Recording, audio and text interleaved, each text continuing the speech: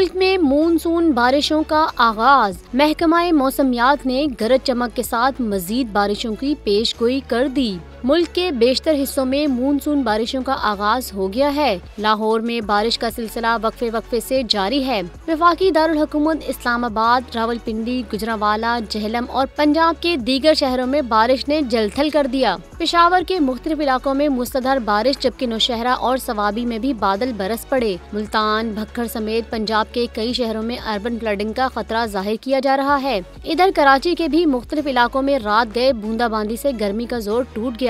कराची में मानसून बारिशों का आगाज 8 से 10 जुलाई के दरमियान शुरू होने का इम्कान जाहिर किया जा रहा है।